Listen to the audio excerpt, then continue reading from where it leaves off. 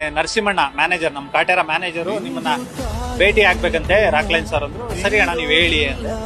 6 ಗಂಟೆಗೆ ರಾಕ್ಲೈನ್ ಮಾಲ್ಗೆ ಬರಬೇಕು ಅಂದ್ರು. ಸರಿ ಬರ್ತೀವಿ ಅಂತ. ಜಡೇಶ್ ಅವರು ಬರ್ತಾರೆ ಅಂದ್ರು. ಸರಿ ಬರೋ ಅಷ್ಟೊತ್ತಿಗೆ ನೀವೆಲ್ಲ ಇದ್ರಿ. ನಾವು ಆವಾಗ ಅನ್ಕೊಂಡಿದ್ವಿ ಮೋಸ್ಟ್ಲಿ ಸೀಕ್ವೆಲ್ ಏನಾದ್ರು ಮಾಡ್ಬೋದು ಕಾಟೇರದು, ಅದ್ರ ಬಗ್ಗೆ ಏನಾದ್ರು ರಿವೀಲ್ ಮಾಡ್ಬೋದು ಅಂತ. ನಾನು ಜಡೇಶ್ ಅವ್ರ ಕಡೆ ನೋಡಿದೆ, ಕತ್ಗಿದೆ ಹೇಳ್ಬಿಟ್ಟಿದ್ದೀರಾ ಅಂತ.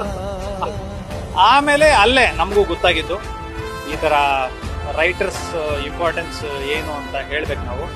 ಅದಕ್ಕೆ ಕಾರ್ ಕೊಡ್ತಾ ಇದ್ದೀವಿ ಉಡುಗೊರೆಯಾಗಿ ಅಂದಾಗ ನಾನು ನನ್ನ ಪಕ್ಕನೇ ದರ್ಶನ್ ಸರ್ ಕೂತಿದ್ರು. ಅವ್ರು ಕಿವಿಲಿ ಹೇಳ್ದೆ ನಿಮ್ದೇನೋ ಸರ್ ಐಡಿಯಾ ಇದು ಅಂತ. ಅವ್ರು ನಕ್ಕಿದ್ರು. ಆಕ್ಚುಲಿ ಎಲ್ಲ ಡಿಸ್ಕಸ್ ಮಾಡಿದ್ದಾರೆ.